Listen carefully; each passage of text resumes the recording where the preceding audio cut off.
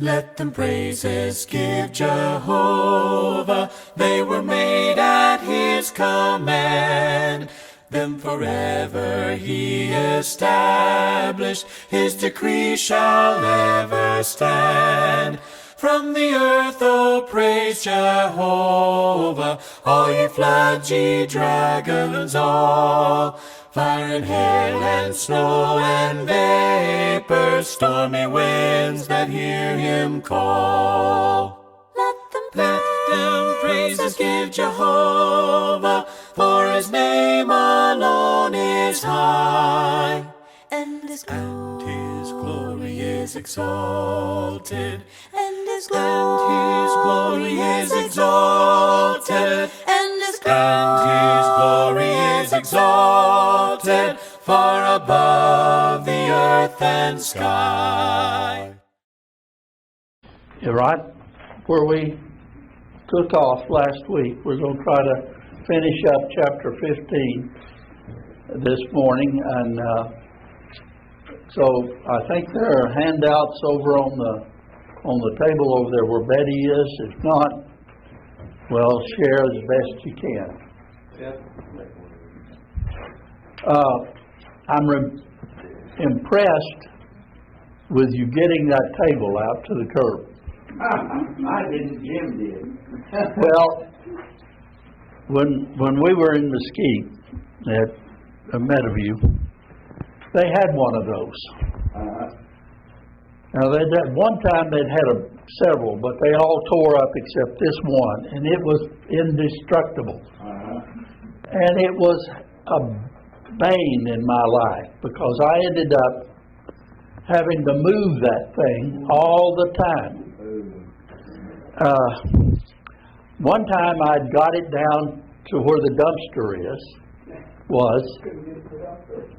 No, it's too wide. The dumpster only took 6 feet, and that one was 8. So I left it there, and lo and behold, somebody went down there and got it and brought it back. I don't know who it was, but somebody was just absolutely devoted to keeping that thing around because it was 8 feet long. It tore up the carpet. It was heavy. You couldn't keep the feet on the legs. Anyway, I had resigned. It's retiring, and that thing was still around. I decided I would give Meadowview one lot more gift before I left. So I hauled that thing down to the dumpster somehow, drug it down there. I had a heavy-duty Sawzall. Oh, my. And I cut that thing in half and put the 2 halves in the dumpster. Yeah, right. And it was gone that time. Right. No, that was a different one. But it needed the same fate. Oh, whoever has to move tables around here will thank you for getting rid of it. Okay, we're going to be in chapter 15. And to start with, I want you to go back to the beginning of the chapter. Now, I hope you've been reading ahead and along, and that you've read chapter 15, and that you're reading on ahead in 16, 17, 18, 19, and 20. Because there's something that happens in 15, 1 through 3, that we need to take note of. It's not unique, it's happened before, but it serves as a signal that we need to have in our minds as we read the rest of the book and study the rest of the book. So could I get someone to read verses 1 through 3? Then I saw in heaven another marvelous event of great significance. 7 angels were holding the 7 last plagues, which would bring God's wrath to completion. I saw before me what seemed to be a glass sea mixed with fire, and on it stood all the people who had been victorious over the beast and his statue, and the number representing his name. They were all holding harps that God had given them. And you want the third also? Yeah, you can go ahead and read this thing. Okay. And they were singing the song of Moses, the servant of God, and the song of the Lamb. Great and marvelous are your works, O Lord God the Almighty. Just and true are your ways, O King of the nations. That's good. Good. Right there at actually just 3A is what you need to complete the thought. But the thing that I want to point out to you is where it says it's a great and marvelous sign, and it's the last great and marvelous sign. Now, as you study Revelation, you have to keep in mind it's one revelation, but it is not given as just one continuous story. It's not in chronological order necessarily, and there are different episodes. And this is the beginning of the final episode.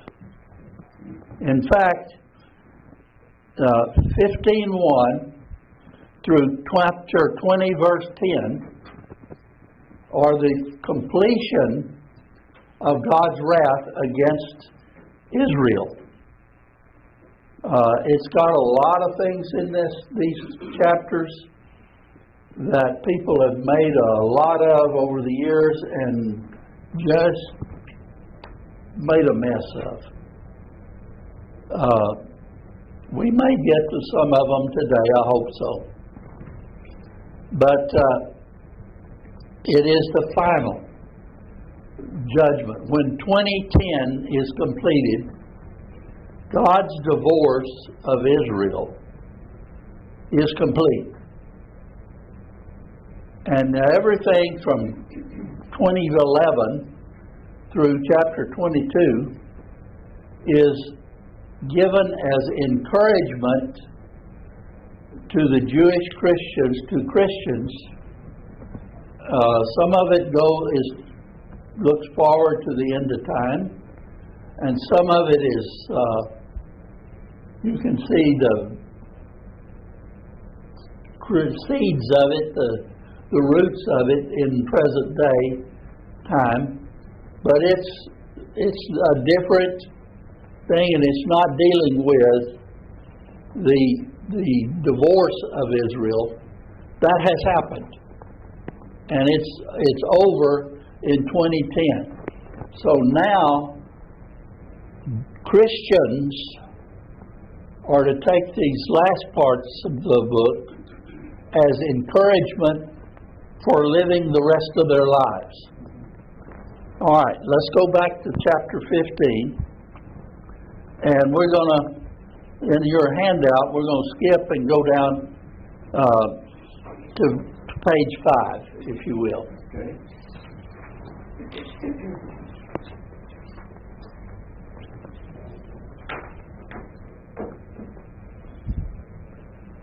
All right, they're dealing with some things here that we're not going to spend a whole lot of time on.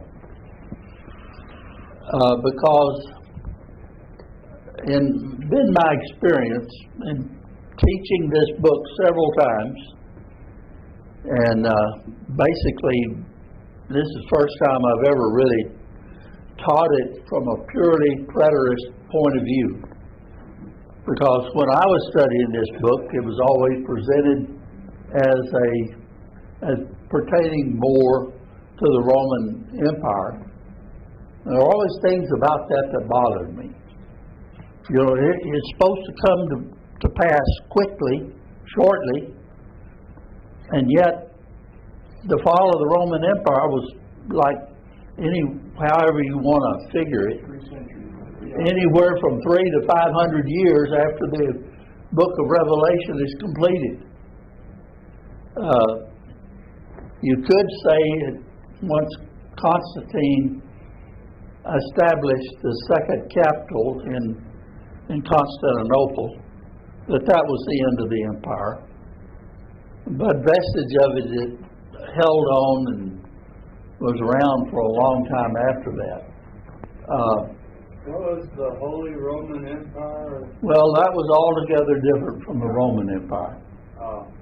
One historian said about the Holy Roman Empire that it was a totally misnamed thing. It was neither holy nor Roman. And that's I would say that's right. It's more a history of the unification of Europe and the rise of the powers of the nations of Europe, particularly Germany, Austria, and that part of the country. So let's go back to Revelation. And want to point out one thing in these first three verses, and that is that John sees a sea of glass glowing with fire.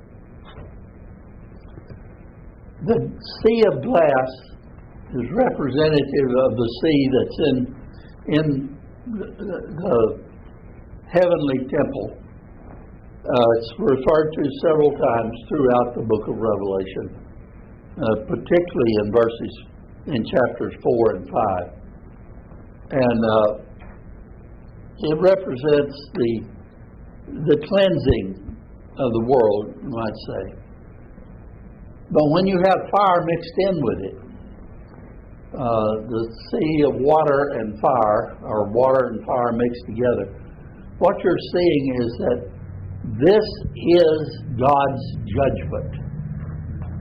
That this is not to be taken lightly.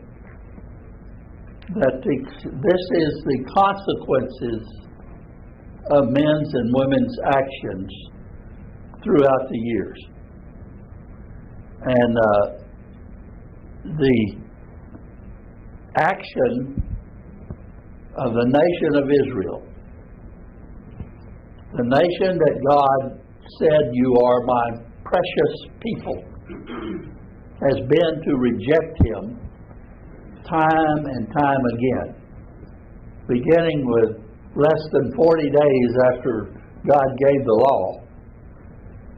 Throughout the history of Israel, they had continuously violated God's law and therefore broken the covenant relationship, the marriage relationship with God, their husband. So he wants particularly Jewish Christians to know, because this is not written to warn the people back in Israel really of what's coming. They hadn't paid any attention to the prophets and the others that warned them. This book is written to Jewish Christians, or to Christians, particularly the Jewish Christians, who are living in Asia Minor. Where are those 7 churches of Asia? They're all in what is modern day Turkey. That's where the center of the church was at this point in the middle of the first century. And it is to encourage them, because they often tried to be more Jewish than the Jews that are back in Israel. They were of the dispersed Jews, and they always felt left out, kind of like second-hand citizens, second-hand God's people, just kind of forgotten, because the center of Judaism was Jerusalem. And they weren't in Jerusalem. They hoped to get to Jerusalem, and some of them did, at least once every 3 years or so. They would be able to save up enough money and go back for the Passover. And God's wanting to drive a wedge in that. Say, look, quit this. This is not where you are to look in the future. This is not who you are. And so he's doing this by spelling out the wrath that is going to come, has been coming, and is going to come, and culminates in 70 A.D. with the destruction of the temple, at which time Judaism is ended. Now, there's a lot of time and a lot of words in all the commentaries that are written about the Song of Moses and the Song of the Lamb. And I'm not going to spend any time on that, because I don't see any point in adding to the confusion. I have yet to find a really clear, consistent with the rest of Scripture explanation of what these two songs are, other than the very simplest one. And really it wants to, there are two songs honoring the lawgivers and the covenant bearers that God has given. Faithful Jews are going into heaven, into paradise, singing the Song of Moses, because they have been faithful. They have kept the law. And therefore, they're God's redeemed people in the past. Then there are Christians who are going into heaven, who are going into paradise, who are singing the song of Christ, because they are the redeemed from this point on. And that's the end of my discussion on the Song of Moses and the Song of the Lamb. You know, we sing the songs, Jerry, you know, you're familiar with it. It talks about sing the song of Moses and the Lamb by and by, and well, the sheep says the Lord. And that's as good an explanation as you'll find. That's what it was referring to. Now we're going to skip ahead a little here. And we're going to go to chapter 7. Or verse 7.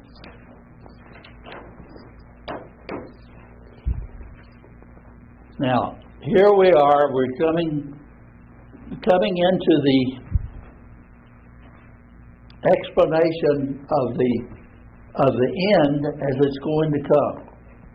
It's going to result in the destruction of Jerusalem, the total end of Judaism as a way of approaching God. A lot of people haven't got that, and if you point this out in a scholarly setting, you're going to immediately be labeled anti-Semitic, and therefore not to be regarded or taken seriously. But take a look for a minute. When the divorce of God from Judaism is complete, what did God do? Destroyed the temple, one thing. He destroyed the temple. What was Judaism based on? What made Judaism work? Temple worship. The temple worship, the sacrificial system. Without that sacrificial system, God couldn't be with the Jewish people. Go back to Exodus, I believe it's chapter 35. They have destroyed the golden calf. The Levites have gone through and slaughtered the worst of the offenders. God has directed Moses to build the temple, rebuild the tabernacle, and to put the ark in, and then He's told Moses what to do to get the replacement tablets, because what happened to the first tablets that had the law written on them? Moses threw them down when he saw. He was so angry at what was happening, he threw them down and they shattered. So God gave them another set. And the law was what? It says here in Revelation, but it also says back in Exodus, how was the law put on those stones? God wrote it. God wrote it with His own finger. Now, we like to think of it being all spelled out the way we write it in the Old Testament. But in Jewish lore, what we call the 7 commandments are the 7 words, because they were very short. They were, in just some cases, they were just one word. And what they stood for was a whole lot more. But anyway, they'd done that. The tabernacle now is complete. And God said, all right, Moses, you're ready to go. Get these people up and get moving, and I'll send my angel with you. I'll give you the promised land, but I can't go with you. Why couldn't He go with them?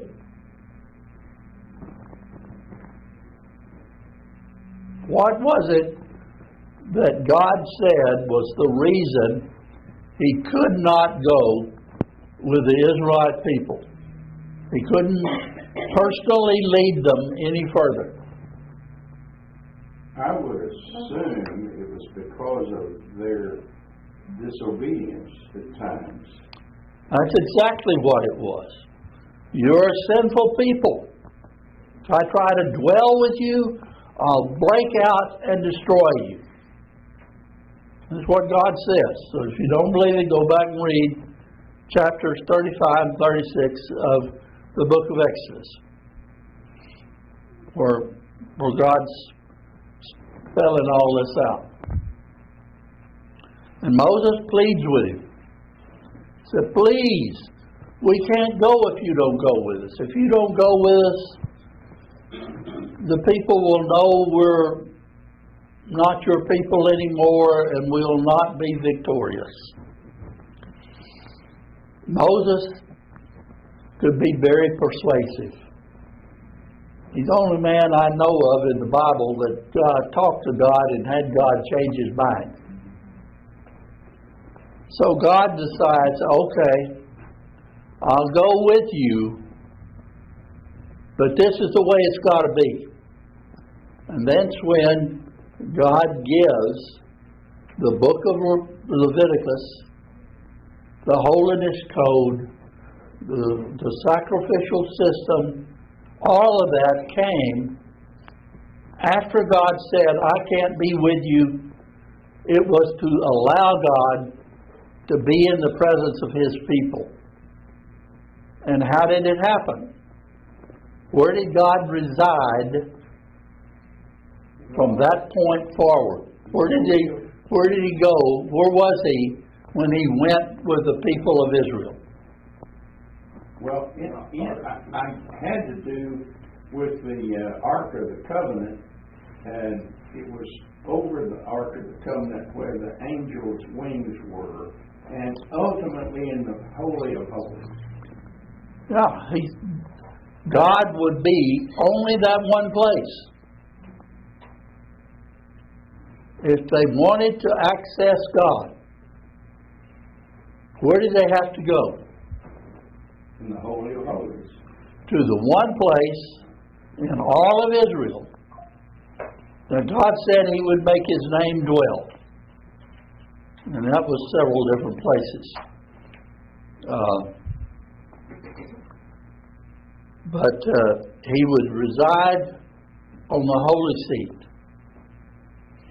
And there was this sacrificial system, and the smoke of the sacrifices were to always be between God and the Israelite people, because that shielded them, that covered, that was a propitiation of their sins,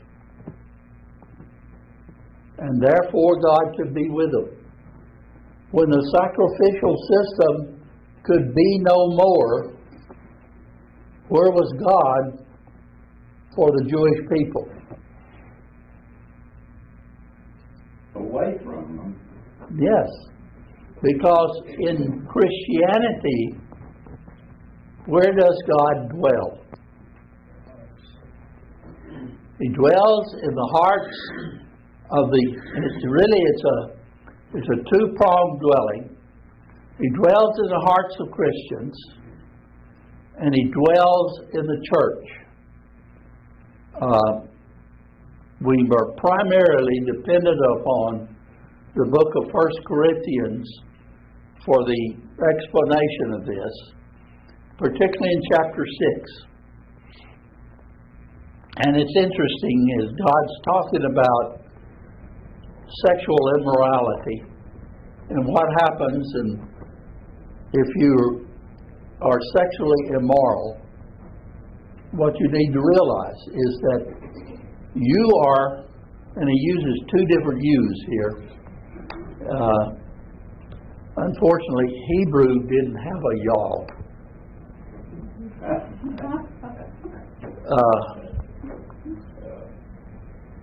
The individual has God dwelling in their heart. Therefore, if an individual man or woman, you just have to impose the transition here for gender, is joined with another human being in an immoral sexual relationship, what are we doing? Prostituting ourselves.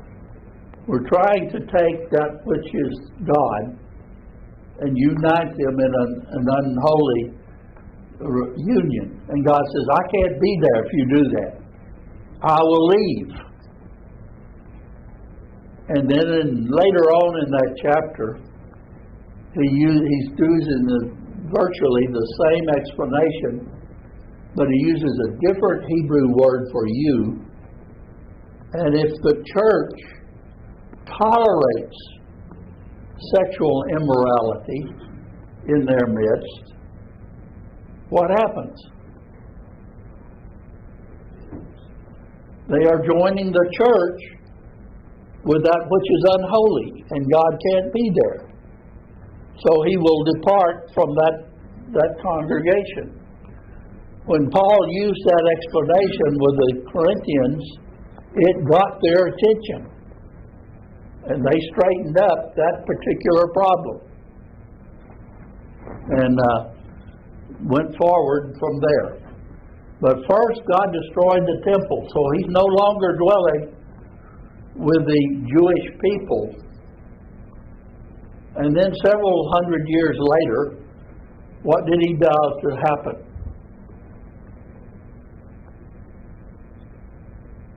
Kind of a symbol of that I'm through with this. This is no longer my place of residence. This is no longer holy ground. Oh, the temple was, or the Muslims built that. Yeah, the temple's gone. The mercy seat's no longer there. And instead, there is a house of worship for a pagan god.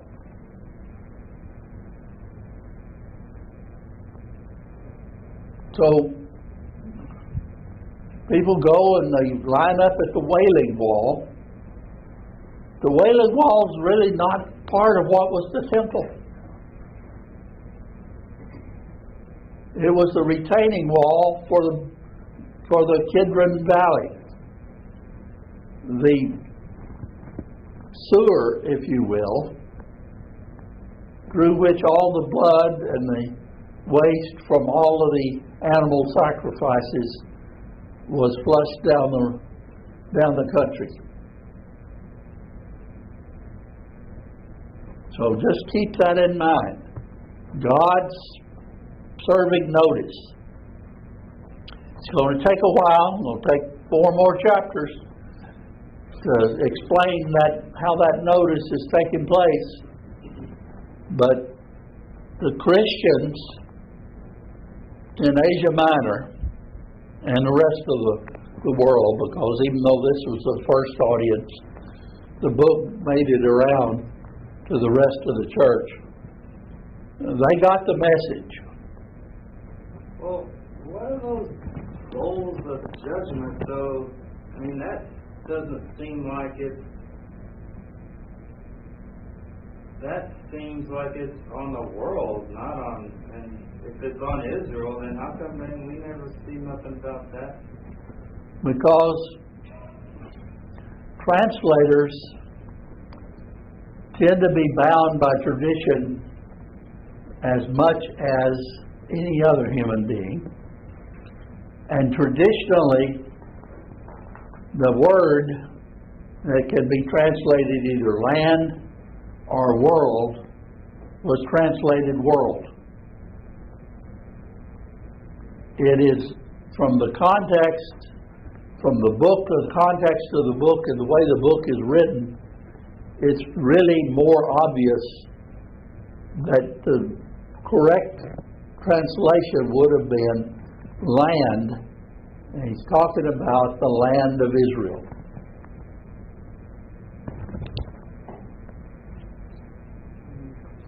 And those bowls of wrath, which are over in chapter 16, we're going to see are carried out, and they are on the land of Israel.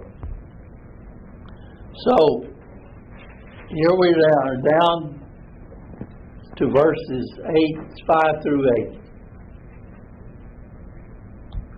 And there's some tricky translation going on in these verses.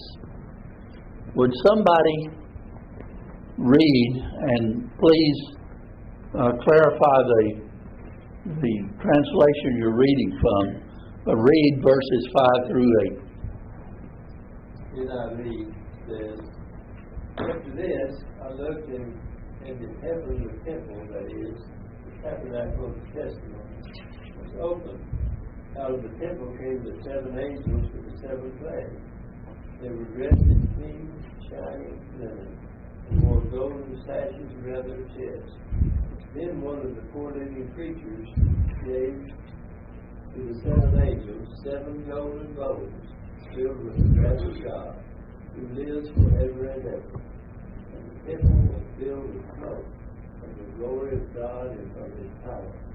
And no one could enter the temple until the 7 plagues of the 7 angels were completed. Okay, let's look at what's coming and where's it coming from.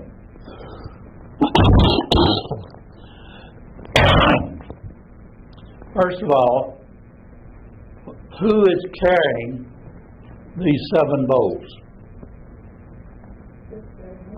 Angels. All right, they're angels. And how are they dressed? Purity.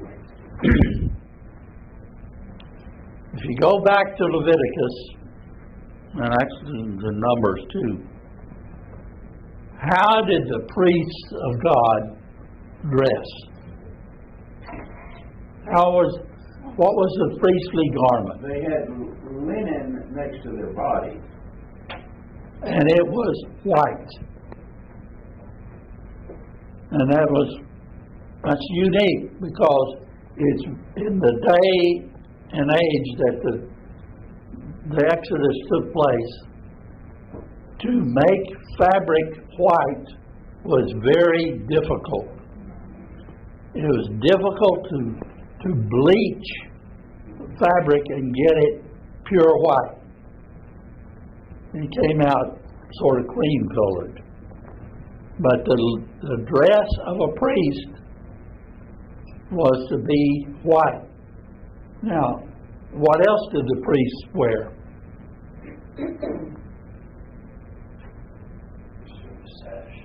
A sash.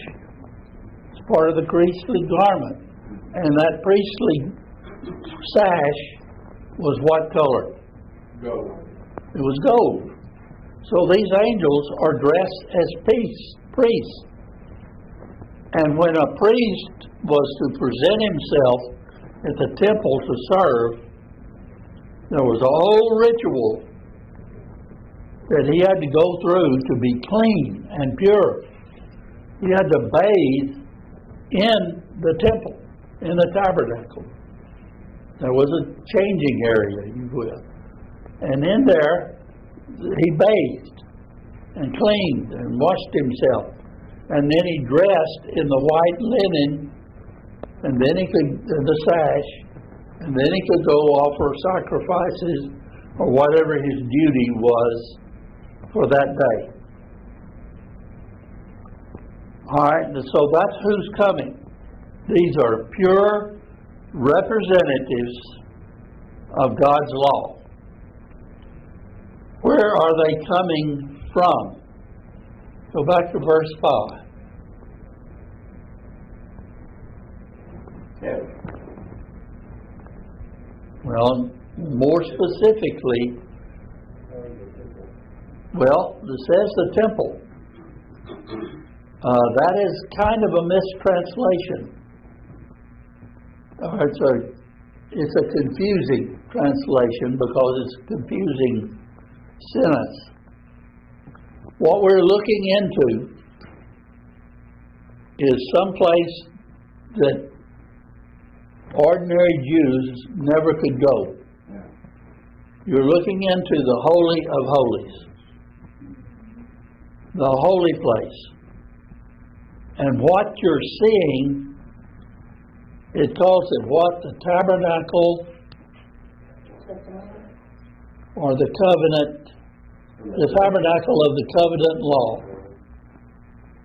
Where was the law placed after God wrote it on the stones? In the Ark of the Covenant. In the Ark of the Covenant. So these angels are coming out of the Ark of the Covenant.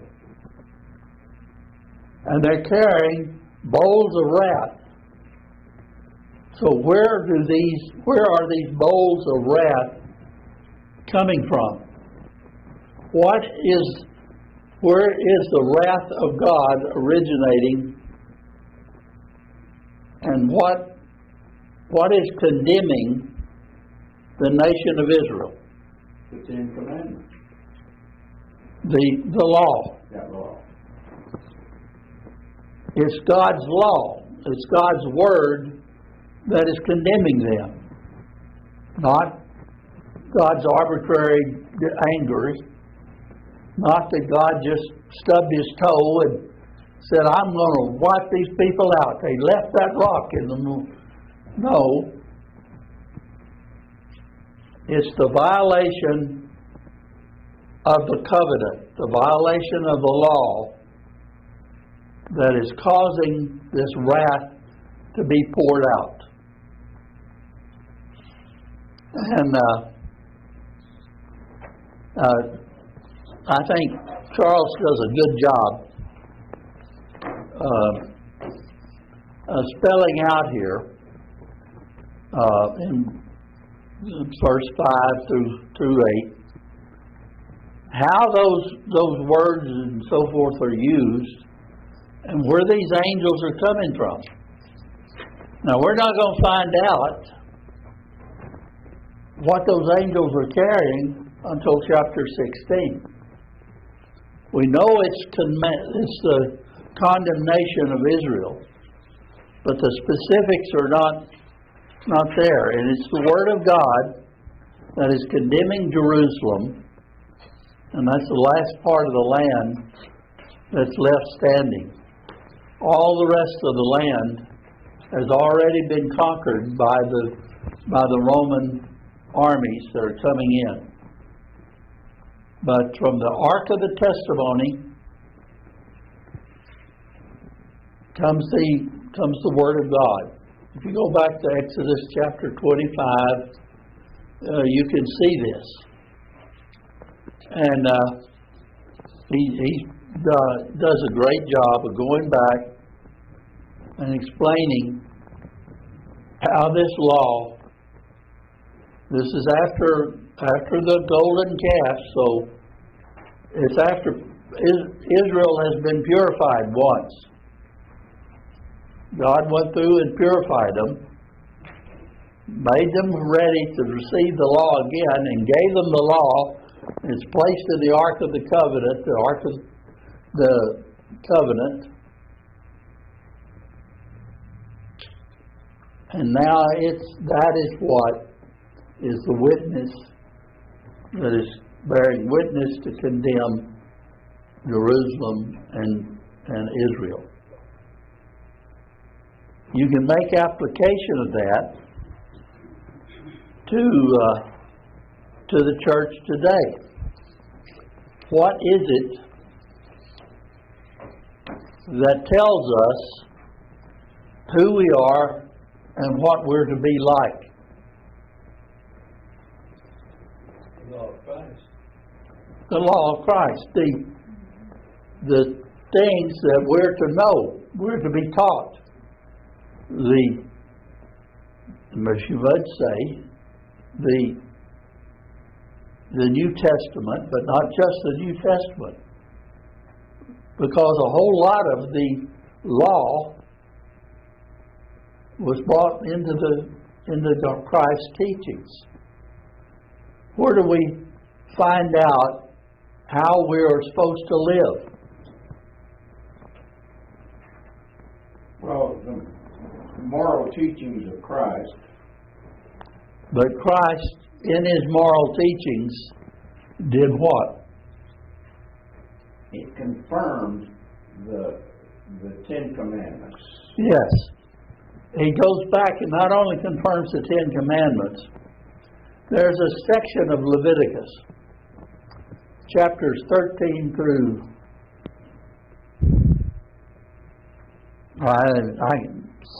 17, 18, 19. It's called the Moral Code. And throughout, how we doing? Where is time? All right, that Moral Code is where God clarifies how He wants His people to live. Now, certain exceptions. They were to keep dietary laws and certain days and so forth. And each one of those in the New Testament, it's explained how that part is done away with. But the part about sexual morality, all of those parts of it are the same. We don't go around stoning people to death. But the idea in Romans is brought out again. The last verse of chapter 12 is what?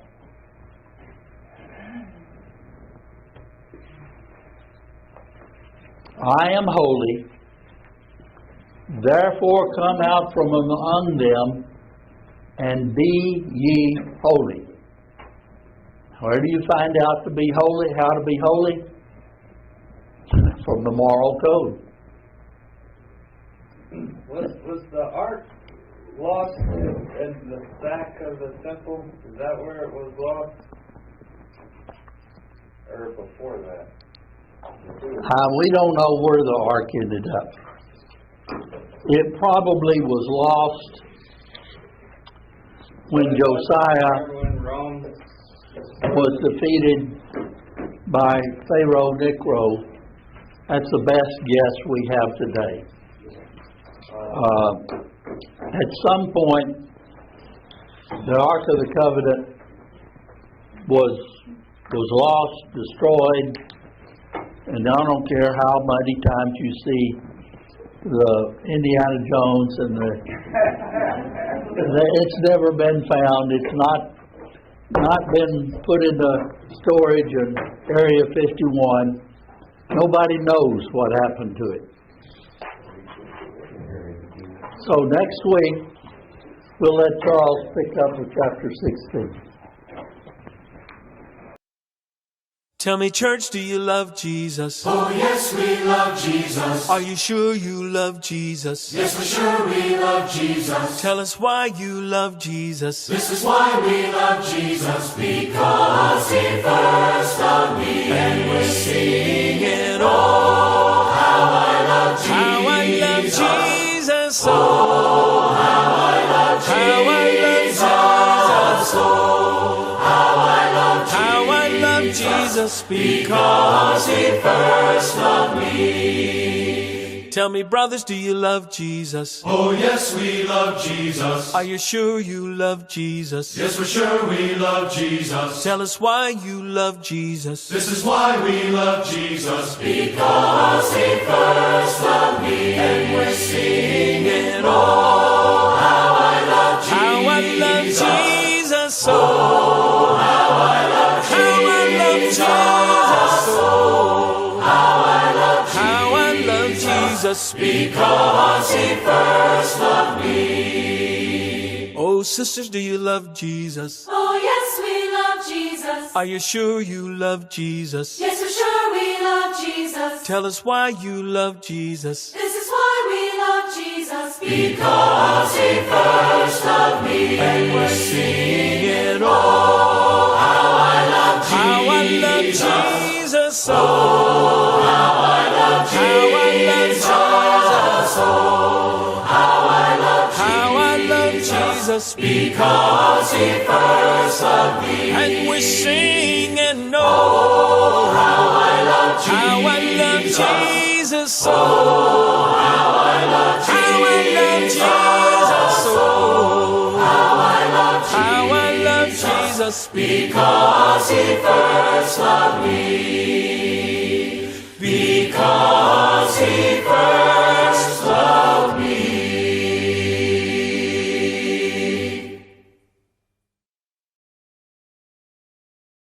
I still have joy.